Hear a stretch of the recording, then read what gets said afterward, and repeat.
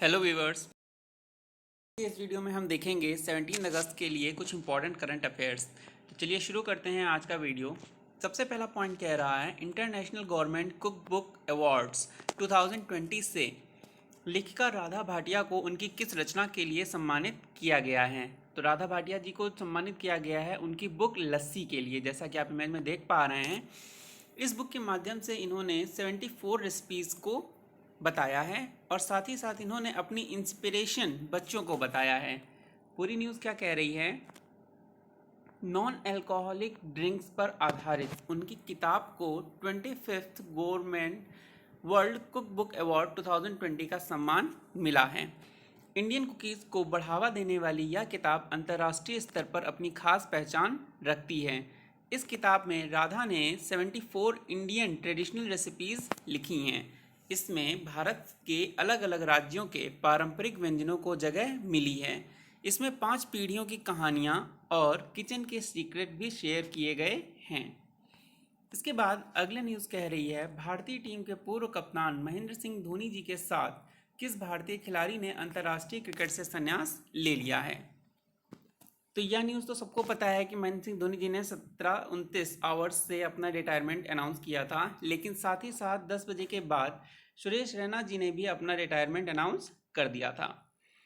पूरी न्यूज़ क्या कह रही है, भारतीय क्रिकेटर सुरेश रैना ने भी महेंद्र सिंह धोनी जी के साथ साथ अंतर्राष्ट्रीय क्रिकेट से संन्यास ले लिया है।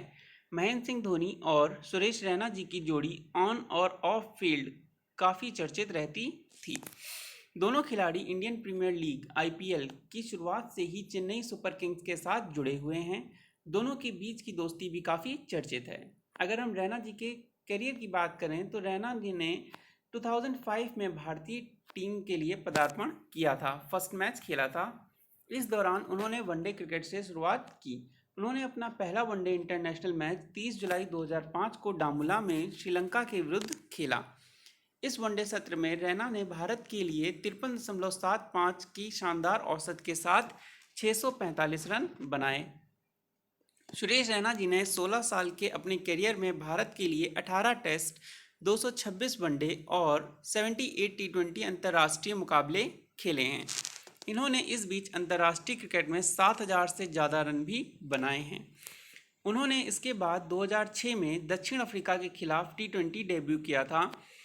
यह भारत का पहला T20 मैच भी था इनका। इसके बाद रैना को साल 2010 में धोनी की कप्तानी में श्रीलंका के खिलाफ टेस्ट कैप पहनने का मौका मिला था। उन्होंने अपने डेब्यू टेस्ट में शतक जड़ने का कारनामा कर दिखाया था। ये खास बात है, इसे याद रखिएगा। इसके बाद अगली न्यूज़ कह रही है सुप्रीम कोर्ट ने लॉकडाउन के बाद बेचे गए किन वाहनों के सशर्त पंजीकरण को मंजूरी दे दी है। जैसा कि आप सभी को पता हो, BS3 बंद हुआ था। BS3 मानक के व्हीकल्स बिकना बंद हुए थे भारतीय बाजार में। उसके बाद 31 मार्च 2020 के बाद BS4 मानक के वाहनों का बिकना भी सुप्रीम कोर्ट ने, लेकिन चूंकि 23 मार्च को लॉकडाउन हो गया था, जिसकी वजह से कुछ वाहन नहीं बिक पाए थे, कुछ स्टॉक रखा रह गया था और कुछ वाहन बाद में भी लॉकडाउन के दौरान बिके हैं। ऐसे BS4 वाहनों के पंजीकरण को सुप्रीम कोर्ट ने सशर्त मंजूरी दे दी है। और यह न्यूज़ में देख सकते हैं आप, उच्चतम न्यायालय ने गत मार्च में लॉकडाउन शुरू होने से पहले बेचे गए BS4 उत्सर्जक मानक वाले वाहनों के पंजीकरण की गुरुवार को मंजूरी दे दी। न्यायालय ने हालांकि यह स्पष्ट कर दिया कि उन्हीं BS4 वाहनों का पंजीकरण हो पाएंगे जिनका ब्यौरा सरकारी ई-वाहन पोर्टल पर उपलब्ध होगा। खंडपीठ ने स्पष्ट किया कि 25 मार्च के बाद बेचे गए तथा सरकारी पोर्टल ई-वाहन पर उपलब्ध जानकारियों वाले वाहनों का ही पंजीकरण हो पाएगा। पूरी न्यूज़ आप यहाँ से देख सकते हैं। खास बात यह है कि BS4 के बाद BS5 भारत में नहीं आया है, बल्कि BS6 को भारत में लॉन्च किया गया है, जिसमें कैटालिटिक कन्वर्टर जुड़ा होता है, जिससे जो पोल्यूशन लेवल है वो 50 पार्ट्स पर मिलियन से घटकर, BS4 में कितना होता है, 50 पार्ट्स पर मिलियन का जो पोल्यूशन होता था वो घटकर 10 पार्ट्स पर मिलियन तक, यानी 1/5 रह गया है। तो इसी वजह से BS6 वाहन जो हैं अब मंजूर किए गए हैं, लेकिन जो वाहन बिक चुके हैं BS4 मानक के, उनको भी सशर्त मंजूरी दे दी गई है। इसके बाद अगली न्यूज़ कह रही है सऊदी अरब ने किस देश के लिए अपने ऋण और तेल की आपूर्ति को समाप्त कर दिया है। सऊदी अरब, यूनाइटेड अरब अमीरात, जैसा कि आप देख पा रहे हैं इमेज में, वहाँ के क्राउन प्रिंस, इस जिससे दोनों देशों के बीच दशकों पुरानी दोस्ती भी खत्म हो गई है और यह दोस्ती खत्म हुई है पाकिस्तान के साथ। पूरी न्यूज़ क्या कह रही है, सऊदी अरब ने पाकिस्तान के साथ अपने दशकों पुराने संबंधों को ख़त्म करने का ऐलान कर दिया है। सऊदी अरब ने पाकिस्तान को दिए $1 बिलियन के कर्ज को लौटाने को भी कहा है। पाकिस्तान ने तय समय से 4 महीने पहले ही इसे लौटा भी दिया है। इसके बावजूद सऊदी अरब ने पाकिस्तान की तेल सप्लाई रोक दी है।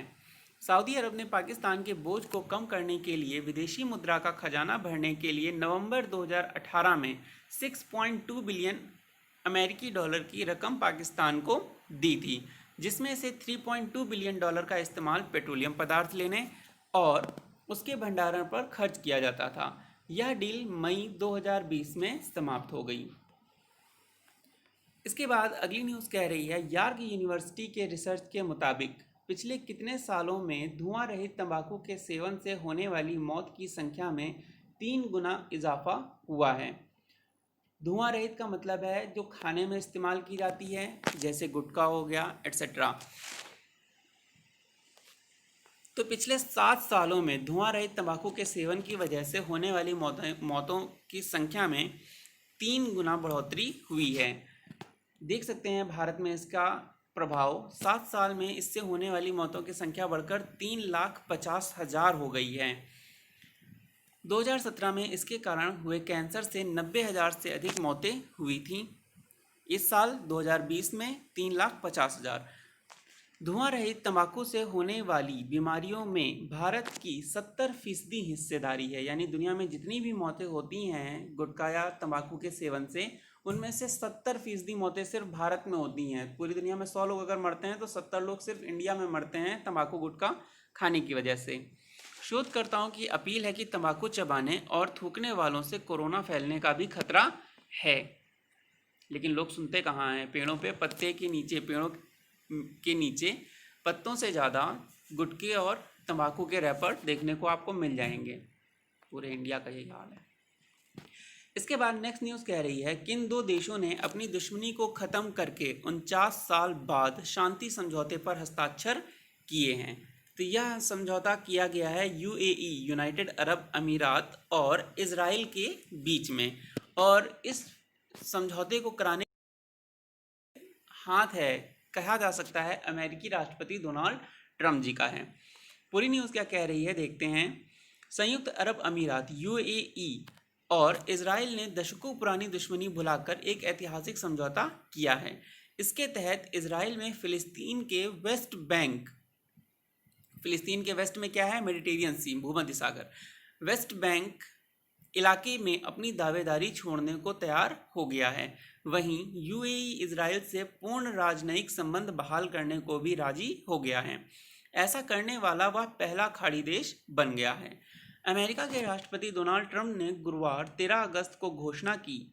ओवल ऑफिस में ट्रंप ने कहा 49 वर्षों के बाद इजराइल और संयुक्त अरब अमीरात अपने राजनयिक संबंधों को पूरी तरह से सामान्य करेंगे, और जब अब बर्फ टूट गई है, आइस हैज़ ब्रेक, तो मैं उम्मीद करता हूं कि अरब के और मुस्लिम देश भी यूएई का अनुसरण करेंगे। आपको पता ही होगा ये सब गल्फ देश जो जॉर्डन, फ़िलिस्तीन और यूएई आसपास हैं, पर्शियन गल्फ और भूमध्य सागर के बीच में, कैस्पियन सी के नीचे, वो आपस में बहुत ज़्यादा फ्रेंडली नहीं है। इसी को लेकर डोनाल्ड ट्रंप ने ये पहल की है, और ऐसा उम्मीद किया जा रहा है कि इस पहल के बाद अब व्यापार जो है वो तेज़ी से होगा, व्यापार में बढ़ोतरी होगी और इकोनॉमिक स्टेबिलिटी भी इस एरिया में आएगी। इसके बाद अगली न्यूज़ कह रही है, भारत से है यह न्यूज़, फ्लिपकार्ट ने भारत के पश्चिम बंगाल और उड़ीसा में शराब पहुंचाने के लिए किस कंपनी के साथ साझेदारी की है। आपको पता होगा लॉकडाउन के दौरान सबसे पहले अल्कोहल की बिक्री के लिए केंद्र सरकार ने मंजूरी दी थी। तो पश्चिम बंगाल सरकार, जो कि जनसंख्या के हिसाब से देश का 4था सबसे बड़ा राज्य है, उसने घर घर होम डिलीवरी की सुविधा भी प्रदान की थी अल्कोहल के लिए, जिसमें अमेज़न पहले से शामिल है, और अब फ्लिपकार्ट, जिसका अधिग्रहण वॉलमार्ट ने किया है, वह भी इसमें शामिल हो गया है। किसके द्वारा? डीआईजीओ इंडिया के द्वारा। देखते हैं पूरी न्यूज़। वॉलमार्ट के स्वामित्व वाली ई कॉमर्स कंपनी फ्लिपकार्ट ने पश्चिम बंगाल और ओडिशा में शराब पहुंचाने के लिए डीआईजीओ समर्थित हिप बार के साथ साझेदारी की है। यह करार फ्लिपकार्ट के प्रतिद्वंदी अमेजन को पश्चिम बंगाल में घर पर शराब पहुंचाने के लिए जून में मंजूरी मिलने के बाद हुआ है। बहुत इंपॉर्टेंट चीज़ है, इसका घर में पहुंचना ज़्यादा ज़रूरी है। प्रायोरिटीज़ भी गवर्नमेंट की अलग अलग हैं। खैर, नेक्स्ट न्यूज़ कह रही है, आवास और शहरी मामलों के मंत्रालय ने हाल ही में किस योजना के तहत राज्यों की रैंकिंग जारी की है? तो यह जारी किया गया है अमृत योजना के तहत। अमृत योजना का फुल फॉर्म आप यहाँ से देख सकते हैं, लोगो भी याद रखिएगा, Atal mission for rejuvenation and urban transformation. यहाँ पे आप देख सकते हैं पूरी न्यूज़। अमृत का पूर्ण रूप है Atal mission for rejuvenation and urban transformation scheme. इस योजना का उद्देश्य राज्य के शहरी क्षेत्रों में घरों में पाइप से जलापूर्ति प्रदान करना है। अगर आपके घर के आसपास ये योजना आई होगी तो आपने भी देखा होगा, टाटा के गोल वाले पाइप जो है लीक करके डाले जा रहे हैं और पूरी सड़कों की हालत ख़राब है। शहर में हर कोई सड़क जो इस योजना से जुड़ी है वो सड़क सही मिलना काफ़ी मुश्किल ही है। इसका उद्देश्य शहरों में सीवरेज ट्रीटमेंट प्लांटों का निर्माण और हरित स्थानों में सुधार करना है। अब तक इस योजना के तहत 151 परियोजनाओं में से 148 परियोजनाएं पूरी हो चुकी हैं। बाकी को मार्च 2021 के मिशन अवधि के भीतर पूरा किया जाएगा। इस वर्ष उड़ीसा ने योजना के कार्यान्वयन में शीर्ष स्थान हासिल किया है। नंबर 1 पर कौन है? उड़ीसा। इसके बाद क्रमशः चंडीगढ़, तेलंगाना, गुजरात और कर्नाटक का स्थान है। यानी टॉप 5 स्टेट्स में कौन आ रहा है? उड़ीसा, चंडीगढ़, तेलंगाना, गुजरात और कर्नाटका। उड़ीसा की अगर हम बात करें तो उड़ीसा के 9 शहरों अर्थात भुवनेश्वर, संबलपुर, कटक, राउरकेला, भद्रक, बालासोर, बरिपदा, बेरहामपुर और राजधानी पुरी को इस योजना के तहत शामिल किया गया था। राज्य में अब तक लगभग 2400 किलोमीटर लंबी पाइपलाइन बिछाई जा चुकी है। अमृत योजना मिशन 2015 में पीएम मोदी द्वारा शुरू किया गया था। यह दिसंबर 2019 में 2 साल के लिए बढ़ाया गया था, क्योंकि टाइम पर तो काम हमारे यहाँ पूरा होता नहीं है। यह मिशन मुख्य रूप से निम्नलिखित पर केंद्रित है। पहला, जलापूर्ति, बाढ़ से कम करने के लिए जल निकासी। तीसरा, सीवरेज और सेप्टेज प्रबंधन। फोर्थ, शहरों में green space. And the last one is गैर मोटर चालित शहरी परिवहन, जिसे इनलैंड वाटर ट्रांसपोर्टेशन भी कहते हैं। इसके बाद अगली न्यूज़ कह रही है, करीब 5 महीने के बाद 16 अगस्त से फिर शुरू होगी वैष्णो देवी की यात्रा। जो वैष्णो देवी ट्रस्ट बोर्ड है उसने 18 मार्च को वैष्णो देवी के लिए यात्राओं पर प्रतिबंध लगा दिया था कोरोना वायरस के चलते। लेकिन अभी जो है 16 अगस्त से यह यात्रा फिर से शुरू की जाएगी। लेकिन ऐसा नहीं है कि सभी लोगों को एकदम से जाने को मिलेगा। इसमें पहले आपको ऑनलाइन रजिस्ट्रेशन कराना पड़ेगा। जो अभी जाकर वहाँ पर हम लोग टिकट लेते थे उससे पहले भी एक रजिस्ट्रेशन कराना पड़ेगा, और जिसका अप्रूव होगा उसको डेट दी जाएगी और एक निश्चित नंबर यात्रियों का अलाउ किया जाएगा पर डे के लिए। पहले सप्ताह में जो योजना है, पहले सप्ताह में अधिकतम 2000 यात्रियों की सीमा तय की गई है, जिनमें से 1900 जम्मू कश्मीर के ही यात्री होंगे और शेष 100 यात्री बाहर से लिए जाएंगे। इसके बाद धीरे धीरे 2000, 5000 संख्या बढ़ाई जाएगी धीरे धीरे।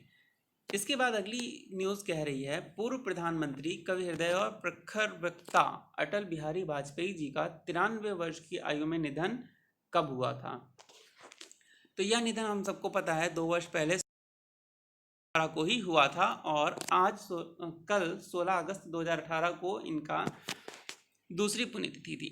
तो पूरी न्यूज़ क्या है देख लेते हैं थोड़ा अटल बिहारी वाजपेयी जी के बारे में। इनका जन्म 25 दिसंबर 1924 को हुआ था। राजनीतिक करियर की बात अगर हम करें तो 1942 में भारत छोड़ो आंदोलन में 23 दिनों के लिए जेल गए थे। 1968 में राष्ट्रीय अध्यक्ष बनाए गए थे जनसंघ के। जनसंघ वही पार्टी जिसको श्यामा प्रसाद मुखर्जी जी ने 1951 में बनाया था। इसके बाद 1977 में ये विदेश मंत्री के पद पर नियुक्त हुए। 1977 में ही यूनाइटेड नेशंस में पहली बार हिंदी में भाषण भी दिया। 1996 में 13 दिन के लिए देश के प्रधानमंत्री रहे और 1998 में 13 महीने तक एनडीए सरकार में प्रधानमंत्री रहे और 1999 में पूर्ण बहुमत के साथ ये पूर्णकालिक पीएम बने। उपलब्धियों की बात करें तो 1958 में पोखरण का परमाणु परीक्षण इनके ही कार्यकाल में हुआ। कारगिल विजय दिवस 1999 में, सर्व शिक्षा अभियान लागू किया गया सन 2000 में और 1991 में दिल्ली लाहौर बस सेवा भी शुरू की। इसके बाद 1992 में 1992 में पद्म भूषण अवार्ड से सम्मानित किया गया। 1994 में उत्कृष्ट सांसद पुरस्कार भी मिला। 2015 में बांग्लादेश लिबरेशन वॉर ऑनर मिला। बांग्लादेश लिबरेशन वॉर जो 1971 में हुई थी, ठीक है, जिसके तहत पूर्वी पाकिस्तान को आज़ाद करके बांग्लादेश बनाया गया था, उसका वॉर ऑनर मिला इन्हें। और 2015 में ही इन्हें भारत रत्न से भी सम्मानित किया गया। और इसके बाद इनकी तबीयत कुछ सही नहीं थी और 16 अगस्त 2018 को इनका निधन हो गया था। तो ये था जीवन काल अटल बिहारी वाजपेयी जी का, काफ़ी उत्कृष्ट है। इसके बाद अगली न्यूज़ कह रही है, अगला पॉइंट है हमारा, किस देश ने उन्नत मिसाइल रक्षा प्रणाली एरो 2 का सफल परीक्षण किया है? तो एरो 2 का इजराइल के द्वारा, इजराइल देख सकते हैं आप, ये मिसाइल परीक्षण इजराइल का एरो 2। और इजराइल है कहाँ पर, अगर हम बात करें, अभी हम कई बार आ चुका है आज की वीडियो में, तो इजराइल देख लेते हैं मैप में। इजराइल पड़ता है इंडिया के वेस्ट में, पाकिस्तान, अफगानिस्तान, ईरान, इराक को पार करके इजराइल, जैसा कि आप मैप में देख पा रहे हैं, रेड सी के ऊपर, मेडिटेरियन सी के नीचे, ठीक है। तो ये है आपका इजराइल। इसके पड़ोसी देशों की अगर हम बात करें तो जॉर्डन, फिलिस्तीन और यूएई आते हैं, ठीक है, जिनसे इसका विवाद काफ़ी चला करता है। तो अब हम देखते हैं पूरी न्यूज़ क्या है इसकी। पूरी न्यूज़ कह रही है, यरूशलेम इसकी राजधानी है, याद रखिएगा। वहाँ से पूरी न्यूज़ क्या कह रही है, इजराइल के रक्षा मंत्रालय ने बताया कि उनके देश ने गुरुवार को लंबी दूरी की बैलिस्टिक मिसाइलों से किए जाने वाले हमलों से रक्षा के लिए उन्नत मिसाइल रक्षा प्रणाली का परीक्षण किया। रक्षा मंत्री बेनी गांट्स ने कहा कि एरो 2 इंटरसेप्टर का सफल परीक्षण इजरायल के तकनीकी प्रयास का एक हिस्सा है, जो यह सुनिश्चित करता है कि हमेशा अपने दुश्मनों से एक कदम आगे रहना चाहिए, या हम रहते हैं। उन्होंने बताया, किसने, रक्षा मंत्री ने यह बताया कि यह परीक्षण बुधवार रात को अमेरिकी मिसाइल रक्षा एजेंसी के साथ मिलकर किया गया। उल्लेखनीय है कि एरो 2 बहुस्तरीय प्रणाली का हिस्सा है, जिसे इजराइल ने गाजा और लेबनान से दागी जाने वाली छोटी और मध्यम दूरी की रॉकेट से रक्षा के लिए विकसित किया है। इसमें आयरन डोम, डेविड स्लिंग और एरो 3 प्रणाली भी शामिल है, जो वायुमंडल के बाहर से आने वाले खतरे का मुकाबला करने में सक्षम है। इसके बाद अगली न्यूज़ कह रही है, आज की आखिरी और अगली न्यूज़ कह रही है, शौर्य स्मारक में 25 फीट ऊंची भारत माता की दिव्य और भव्य प्रतिमा स्थापित की गई। शौर्य स्मारक कहाँ है? शौर्य स्मारक है मध्य प्रदेश में, जिसे 2016 में प्रधानमंत्री मोदी जी ने अनावरण किया था, ठीक है। काफ़ी विस्तृत एरिया में फैला हुआ है ये, और यहीं पर भारत माता की प्रतिमा का अनावरण किया गया है, जिसकी ऊंचाई कितनी है? 25 फीट। प्रतिमा की ऊंचाई 25 फीट है। अगर ये जो पोडियम बना हुआ है और कमल है, इन सब की हाइट टोटल मिला लेंगे तो ये लगभग 37 फीट ऊंची हो जाती है। यानी आधार जो है वो लगभग 12 फीट है और प्रतिमा जो है 25 फीट, टोटल 37 फीट ऊंची है। अब बात करते हैं पूरी न्यूज़ की, तो देख लेते हैं। मध्य प्रदेश की राजधानी भोपाल में भारतीय सेना के शहीदों की स्मृति और सम्मान में स्थापित इस शौर्य स्मारक का उद्घाटन प्रधानमंत्री नरेंद्र मोदी जी ने 14 अक्टूबर 2016 को किया था। करीब 13 एकड़ क्षेत्र में निर्मित शौर्य स्मारक में भारतीय सेना, वायुसेना और नौसेना से संबंधित संक्षिप्त ऐतिहासिक जानकारी देखने और पढ़ने को मिलती है। सीएम ने कहा, सीएम कौन? शिवराज सिंह चौहान, ठीक है। इन्होंने कहा, स्वतंत्रता दिवस के अवसर पर एक अद्भुत काम करने का मौका मिला इस प्रतिमा का अनावरण करके। कमल पर खड़ी है भारत माता की प्रतिमा और पेडस्टल को मिलाकर प्रतिमा की लंबाई कितनी है? 37 फीट। 25 + 12 याद रखनी है, ठीक है। तो ये थे आज के कुछ इंपॉर्टेंट करंट अफेयर्स। इसके बाद मिलते हैं नेक्स्ट वीडियो में। Till then take care and thanks for watching.